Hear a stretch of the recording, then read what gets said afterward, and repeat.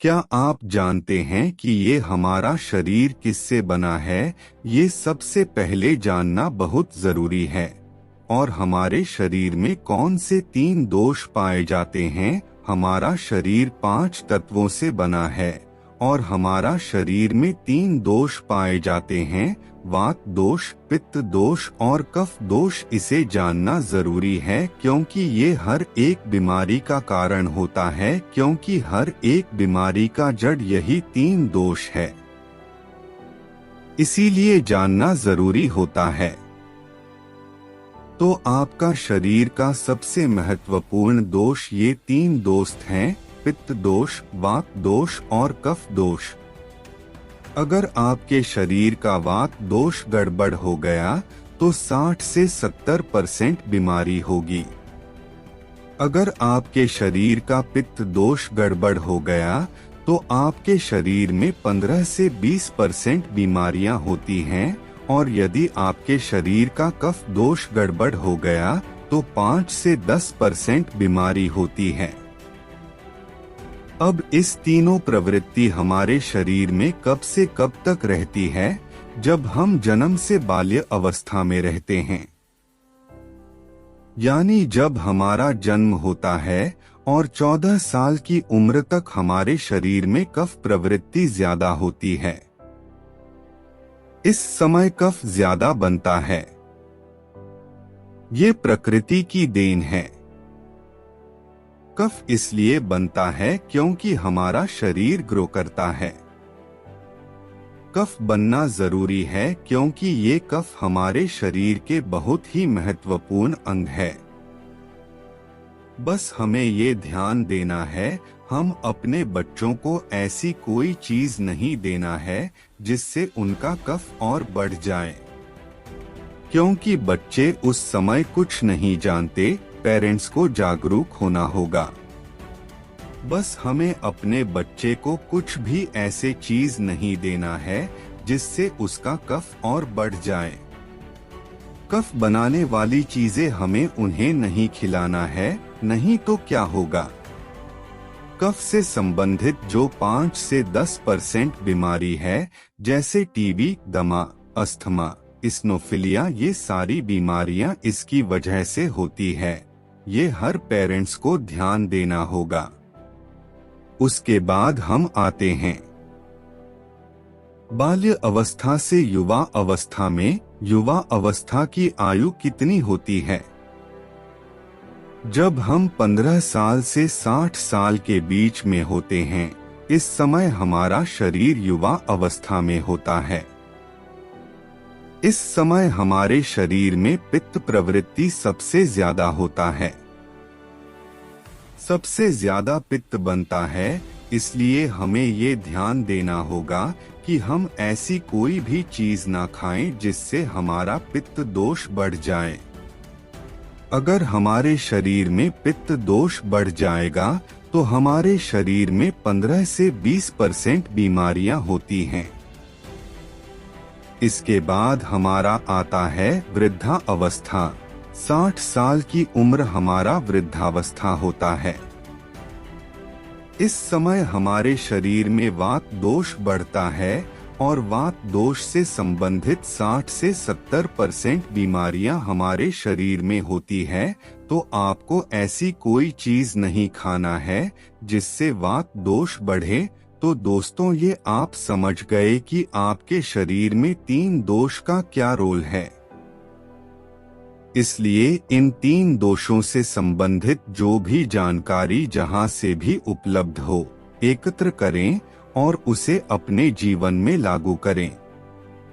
कारण को दूर करें और हमेशा इस बात का ध्यान रखें कि इन 3 दोषों में क्या खाना चाहिए और क्या नहीं खाना चाहिए। इस दोषों को बढ़ाने वाली चीजें कभी न खाएं। अब आप इन तीनों दोषों के बारे में जान गए हैं, तो अब जान लें कि आपका शरीर 5 तत्वों से कैसे बना है।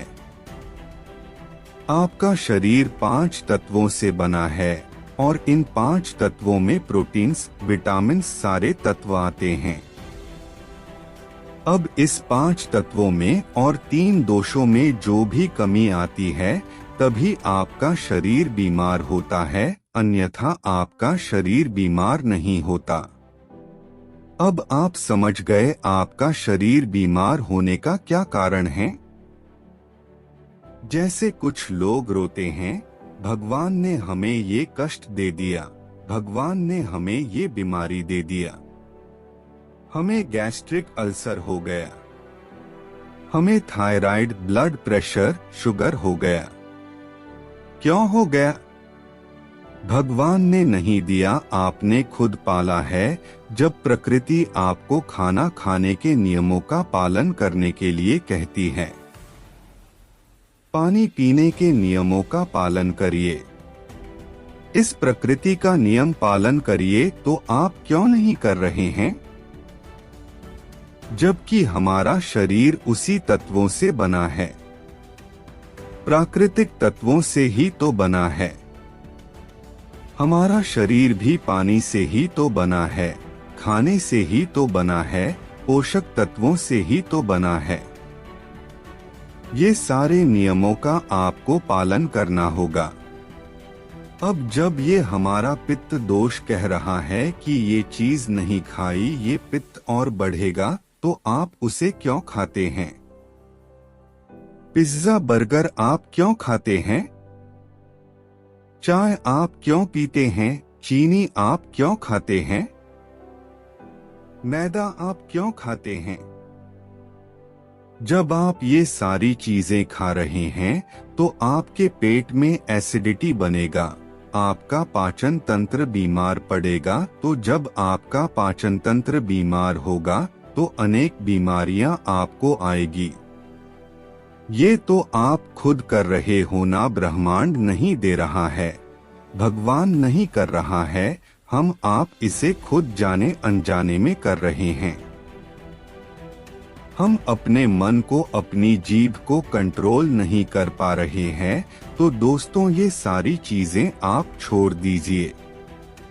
अब बात करते हैं कि हमें अपने शरीर पर कौन सा तेल लगाना चाहिए, कहाँ पे लगाना चाहिए, इस बारे में जानते हैं। आप समझ गए आपके शरीर का निर्माण कैसे होता है।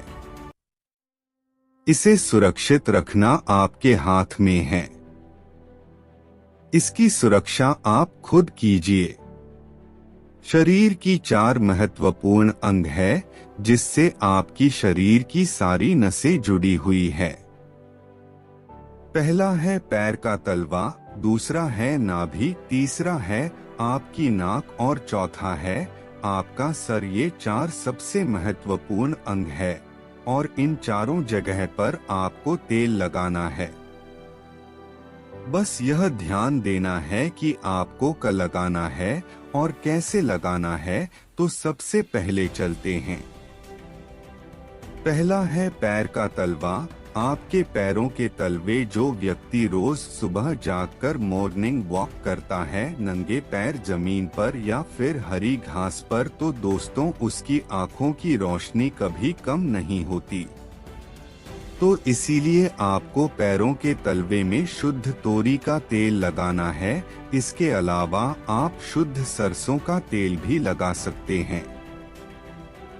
जब आप रात में सोने जाए तो उसके पहले गुनगुने पानी से अपना पैर धो लीजिए।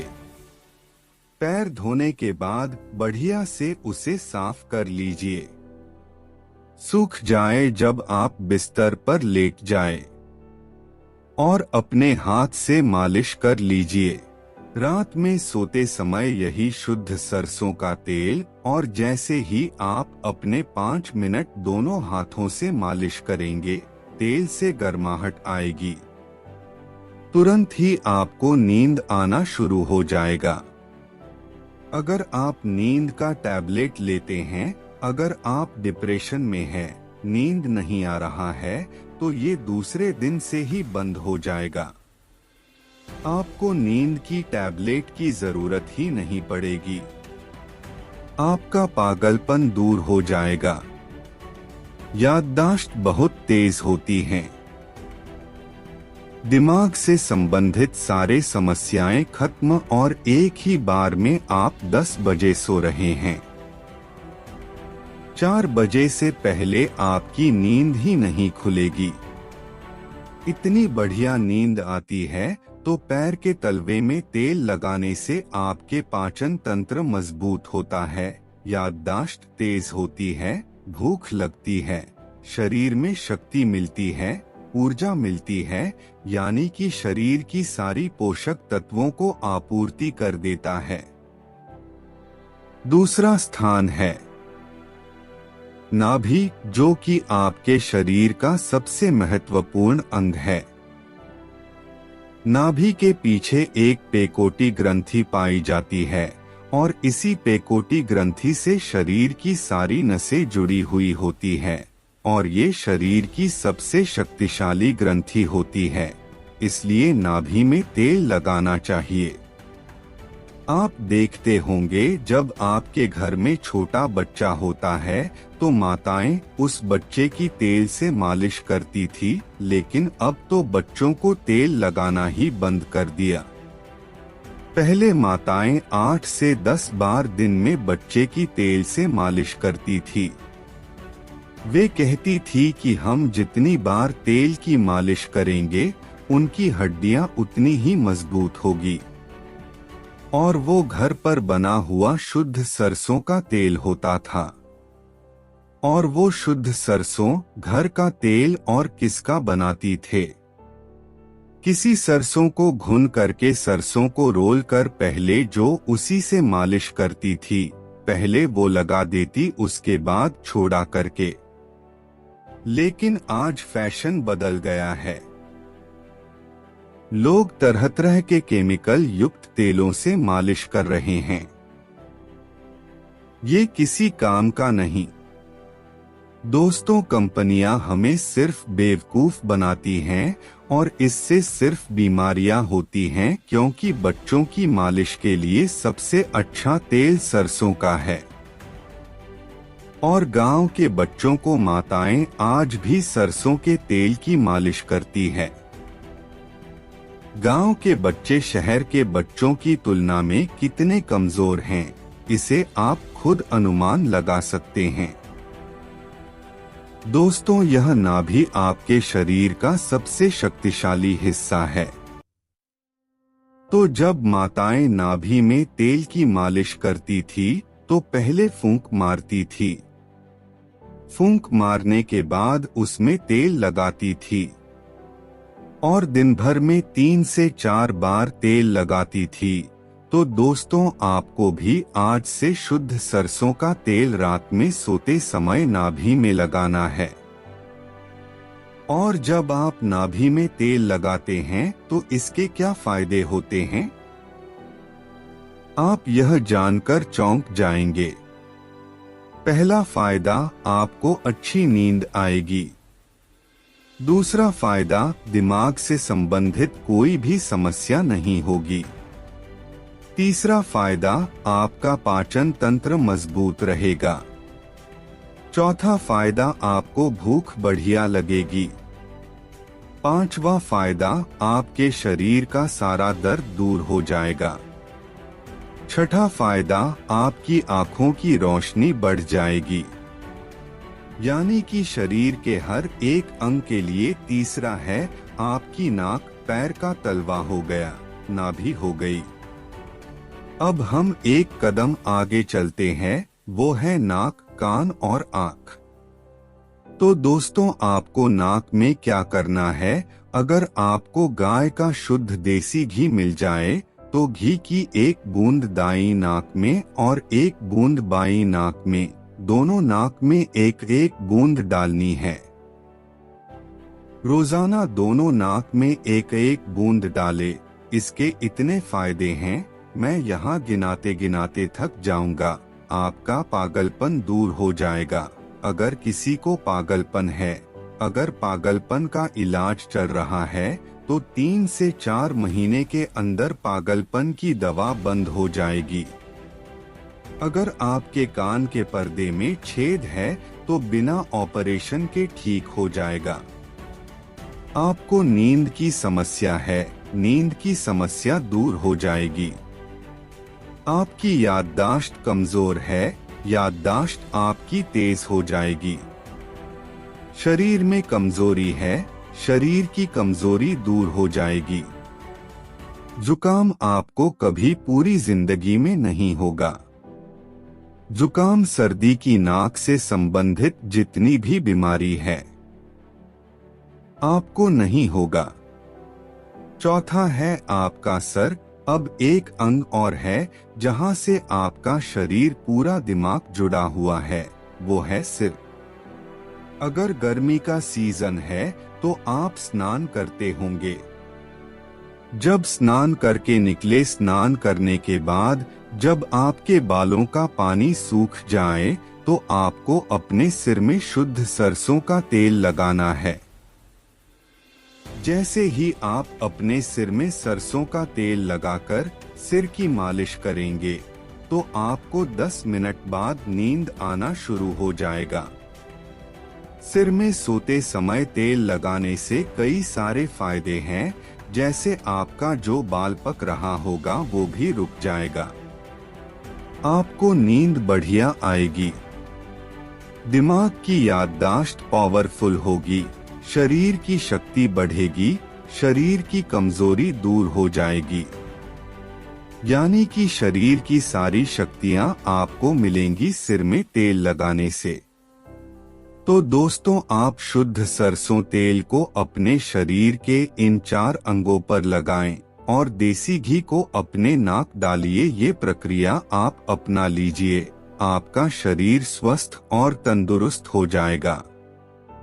जैसे हमने कहा कि ये हमारा शरीर है, हमारा शरीर हमारे ऊपर डिपेंड है।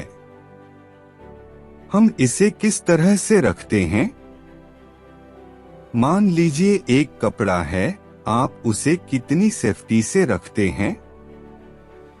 खास तौर पर सफेद कपड़ा हो गया, आप उसे पहनते हैं, पहन के बाहर जाते हैं तो आप उसे बहुत बचा बचा कर रखते हैं कि कहीं गंदे स्थान पर टच ना हो जाए। सफेद कपड़ा है, इसमें दाग लग जाएगा।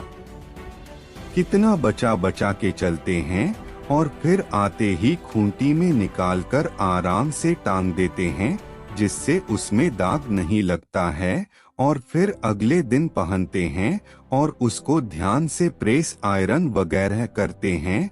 तो दोस्तों, ठीक उसी प्रकार इस शरीर की देखभाल आप खुद कीजिए। जितनी आप इस शरीर की देखभाल करेंगे उतना ही आपका शरीर स्वस्थ व निरोग बना रहेगा। तो जैसे हमने कहा, इसका पालन करिए।